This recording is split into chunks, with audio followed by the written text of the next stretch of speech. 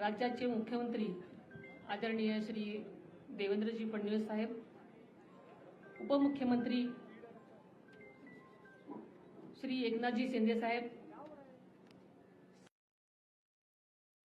माननीय आशिषजी शेलार साहेब, जुन्नरचे आमदार श्री शरद सोनवणे जी, माजी आमदार श्री अतुलजी बेनके, श्री रितेशजी देशमुख, विघ्नहर कारखान्याचे चेअरमन श्री सत्यशील शेरकर, शिवनेरी भूषणचे सर्व पुरस्कारार्थी, तसेच मराठा सेवा संघाचे सर्व पदाधिकारी श्री विजयजी घोगरे, श्री राजेंद्रजी पुंजीर, श्री राजेंद्रजी बुट्टे पाटील, तसेच सर्व लोकप्रतिनिधी, सर्व अधिकारी कर्मचारी वर्ग,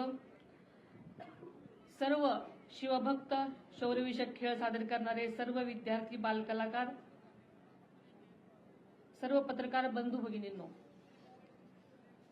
आज आपल्या सर्वांचं आराध्य दैवत युगपुरुष स्वराज्य संस्थापक श्री छत्रपती शिवाजी महाराजांच्या जयंतीनिमित्त या पवित्र शिवभूमीवर उपस्थित राहण्याचं भाग्य मला आज लाभलं। हा क्षण माझ्यासाठी अत्यंत महत्त्वाचा आणि अभिमानाचा आहे आणि तितकाच भावनिक सुद्धा। याच भूमीमध्ये स्वराज्याच्या तेजस्वी सूर्य जन्माला आला आणि अन्याय अत्याचाराविरुद्ध लढण्याची प्रेरणा संपूर्ण महाराष्ट्राला दिली। या पवित्र भूमीला वंदन करून छत्रपती शिवाजी महाराजांच्या चरणी मी नतमस्तक होते। आपल्याला माहिती आहे की शिवजयंती हा केवळ उत्सव नाही, तर स्वराज्य, स्वाभिमान आणि सुशासनाचा संकल्प दृढ करण्याचा दिवस आहे। स्वराज्य रक्षक छत्रपती संभाजी महाराज, स्वराज्य संकल्पकर शहाजीराजे भोसले आणि स्वराज्य राज्य जननी राजमाता जिजाऊ मासाहेब यांच्या संस्कारातून घडलेल्या या महान कार्याची आज आपण पुन्हा आठवण जागवत आहोत। सह्याद्रीच्या कड्याकोपऱ्यातून झुंज देत स्वराज्यासाठी प्राणपणाने लढलेल्या समस्त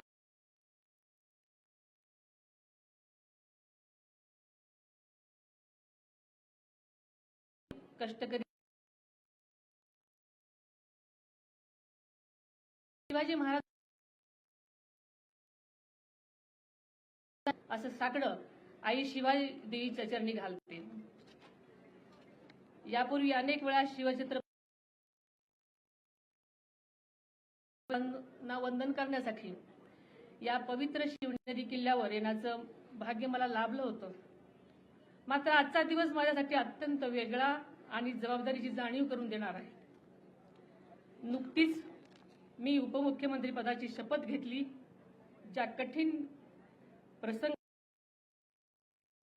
डोळ्यासमोर जिजाऊ मासाहेब उभ्या होत्या। जिजाऊ मासाहेबांनी केवळ शिवरायांना जन्म दिला नाही, तर स्वराज्याचा ध्यास दिला, संस्कार दिले आणि संकटाशी दोन हात करण्याची जिद्द दिली। तीच तुमची आमची प्रेरणा आहे, तोच आपला आधार आहे। या जन्मभूमीमध्ये ठेवलेल्या खरं तर माझ्यावर या क्षणी काटा अंगावर आलेला आहे। छत्रपती शिवरायांनी मावळ्यांना दिलेली स्वराज्याची शपथ आठवली। आपण सर्वजण शिवछत्रपती यांची मावळे आहोत, हीच भावना या क्षणी माझ्या मनात आहे।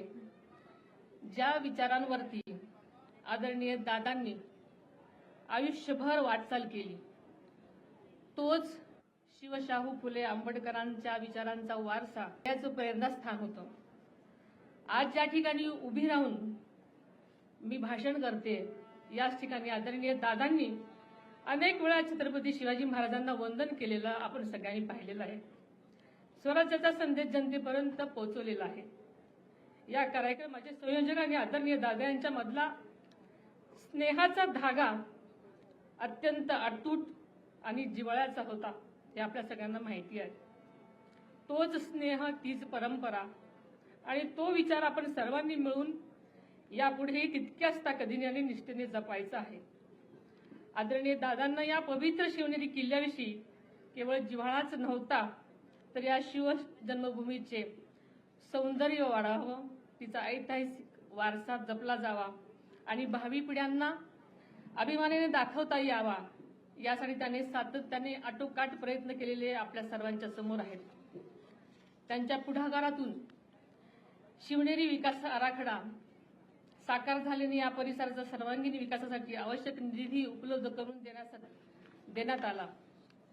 गेल्या वर्षीही युनेस्कोच्या जागतिक वारसा यादीमध्ये किल्ले शिवनेरीचा समावेश झाला आहे। ही आपल्यासाठी सर्वांसाठीच अभिमानाची गोष्ट आहे। यापूर्वीच शिव जन्मभूमी शिवनेरीसह राज्यातील गडकोटांच्या जतन संवर्धनासाठी त्याचा निधीचीही तरतूद केलेली आहे। केवळ शिवनेरी किल्ल्यापुरतच नाही तर शिवजन्मभूमी म्हणून ओळखल्या जाणाऱ्या जुन्नर तालुक्यातल्या पर्यटन तालुका म्हणून विकसित करण्याचा संकल्प त्यांनी ध्यास घेतला होता आणि त्या दिशेने ठोस पावलेही उचललेली आपल्या सगळ्यांना ठाऊक आहे। गेल्या अर्थसंकल्पातही आदरणीय दादांनी आपल्या स्वाभिमानाचा आणि इतिहासाच्या अभिमानाचा जागर उंचवणारे काही ऐतिहासिक संकल्प जाहीर केलेले होते। त्यामध्ये आग्रा येथे छत्रपती शिवाजी महाराजांचा पराक्रमाची साक्ष देणारे शिवस्मारक उभारण्याचा निर्धार त्यांनी केला। पानिपत येथे मराठा शौर्य स्मारक तसेच संगमेश्वर येथील छत्रपती शिवाजी महाराजांच्या स्मारकाचाही समावेश आहे। त्याचबरोबर किल्ले रायगड विकास आराखडा व स्वराज्य रक्षक छत्रपती संभाजी महाराजांचे बलिदान स्थळ तुळापूर आणि समाधी स्थळ ओढूबुद्रुक येथे स्मारकाचे काम अत्यंत वेगाने सुद्धा सुरू झालेलं आहे। या सर्व कामावर आदरणीय दादांची जातीने लक्ष देत असत आणि ही सर्व कामं प्रगतीपथावर आहेत आणि या प्रत्येक स्मारकातून भावी पिढ्यांना प्रेरणा, स्वाभिमान आणि राष्ट्रनिष्ठेचा संदेश मिळत राहणार आहे। आज या संकल्पाची पूर्ती करण्याची जबाबदारी आपण सर्वांनी स्वीकारायची आहे। आपल्या महायुती सरकारच्या माध्यमातून राज्याचे लोकप्रिय मुख्यमंत्री आदरणीय देवेंद्रजी फडणवीस साहेब आणि उपमुख्यमंत्री आदरणीय एकनाथजी शिंदे साहेब यांच्या साथीने हा विकासाचा प्रवाह अधिक वेगाने पुढे नेण्याचा आमचा निर्धार आहे। छत्रपती शिवाजी महाराजांनी स्वराज्यातील प्रत्येक घटकाची काळजी घेण्याची शिकवण आपल्याला सर्वांना दिलेली आहे। महाराजांच्या त्याच विचारांवरती महायुती सरकार सुद्धा राज्याच्या प्रत्येक घटकांची काळजी घेत पुढे वाटचाल करत आहे। याचा आपल्या सर्वच शिवभक्तांना अभिमान आहे। महायुती सरकार छत्रपती शिवाजी महाराजांच्या रयतेच्या या संकल्पनेवर काम करत आहे। यापुढे सुद्धा महाराष्ट्राच्या सर्वांगीण विकासासाठी महायुती सरकार कटिबद्ध असेल असा मला या निमित्तानं विश्वास व्यक्त करावासा वाटतो।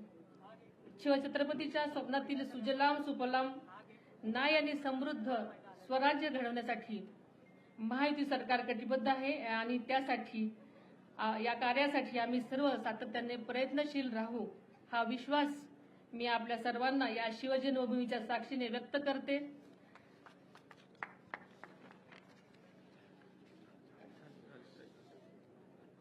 आणि इथंच थांबते। जय हिंद, जय महाराष्ट्र।